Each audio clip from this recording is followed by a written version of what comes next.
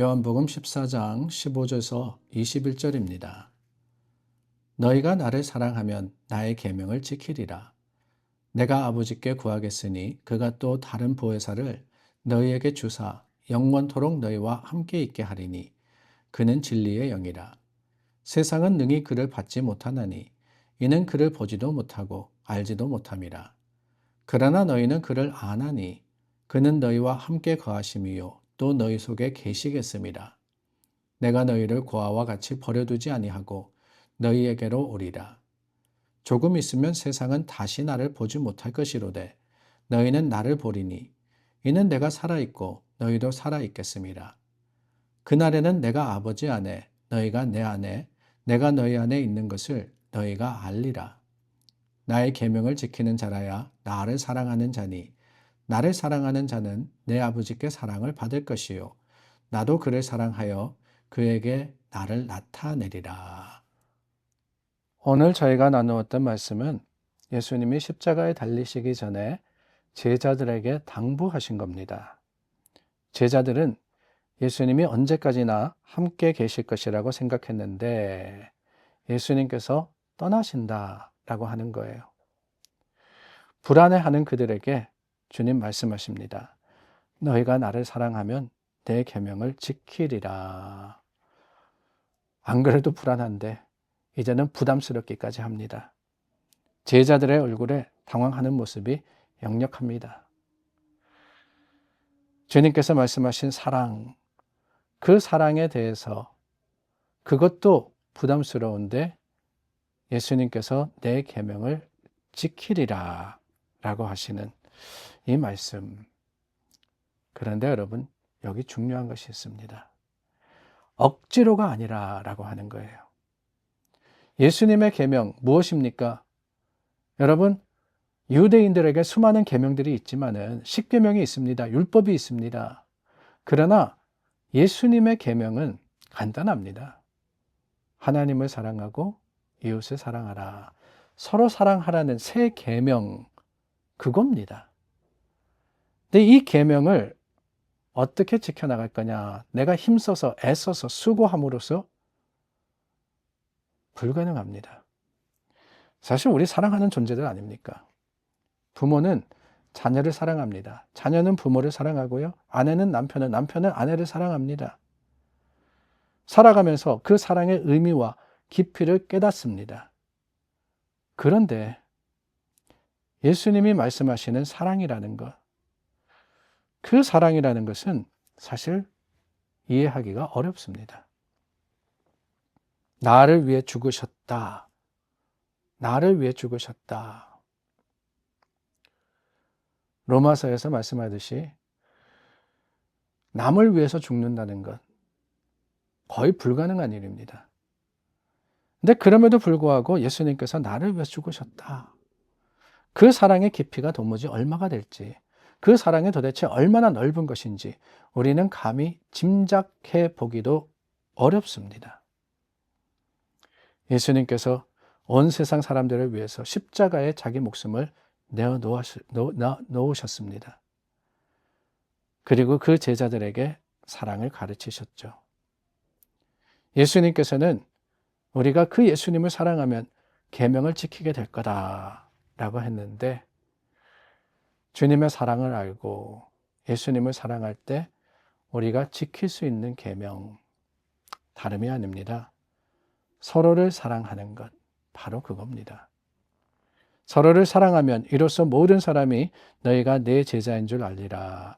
13장 35절의 말씀이었습니다. 예수님을 사랑한다는 것은 그러므로 뭐냐? 서로를 사랑하는 것이고 그 서로를 사랑하는 것이 뭐냐? 그게 바로 계명을 지키리라. 이거라는 거죠. 예수님을 사랑하기 때문에 우리는 주님의 말씀을 행하게 됩니다. 서로가 예수님 안에서 사랑하고 아끼고 존중하고 세워주게 되는 거예요. 그 계명대로 행할 때 하나님께서 우리 가운데 임하시고 또한 그 일을 할 수 있도록 은혜를 베풀어 주시는 겁니다. 16절 말씀해 보니까 다른 보혜사가 우리에게 오시고 그분이 우리와 영원토록 함께 하실 것이다 라고 하셨습니다. 보혜사, 미디에이터라고 합니다. 그러니까 중간에서 대신하는 사람, 변호인 같은 그런 역할을 하시는 분이 바로 보혜사입니다. 우리가 잘 아는 성령 하나님을 의미하는 거죠. 여기서 다른 이라는 것은 완전히 다른 존재를 의미하는 게 아닙니다. 삼위 중에 또 다른 위격의 하나님이 우리 가운데 임하실 것이며 함께 하실 것이다 라고 하는 거예요. 이 땅에 오신 성자 예수님은 이제 곧 십자가에 달려서 죽으시고 부활하신 후에 승천하셔야 합니다. 이제 잠시 후면 예수님이 제자들과 함께 하시지 못하게 됩니다. 그 제자들의 모습을 본 예수님, 아직도 믿음이 어리고 연약한 그들을 그냥 두기 떠나기가 힘드셨나 봐요. 그래서 그 성령 하나님이 이곳에 오셨고 그 성령 하나님이 언제나 어디서나 항상 우리와 동행하시게 하셨습니다. 이 성령에 대해서는 물론 우리가 많은 시간을 들여서 설명해야 하지만 성령은 보혜사십니다. 우리를 도우시는 하나님이십니다.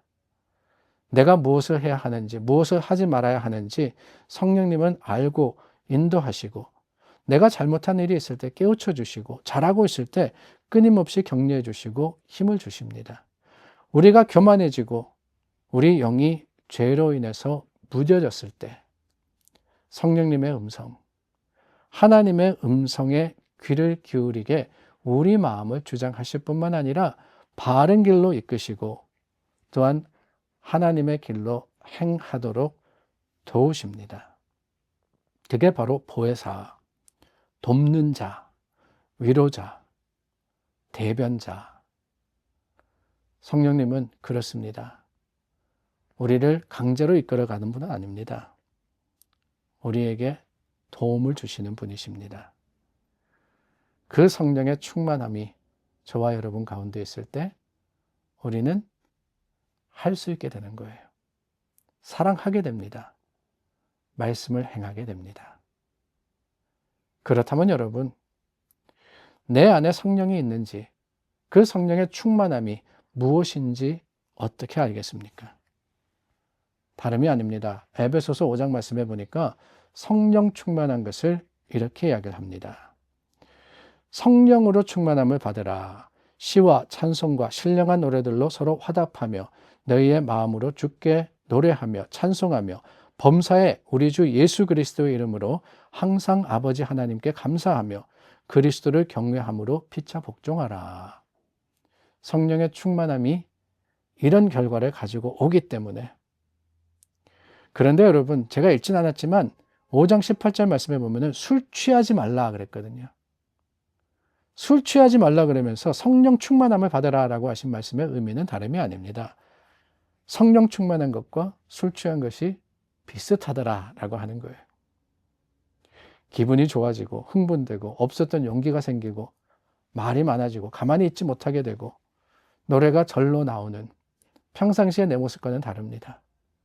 그럼으로써 감사하고 기쁨으로써 하나님께 영광 돌리고 서로 격려하고 응원하게 되는, 그게 바로 성령 충만입니다. 다만 술이 없이 말입니다.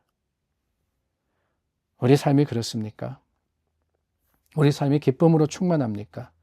감사로 충만합니까? 하나님을 향한 말씀의 풍성한 은혜가 있습니까?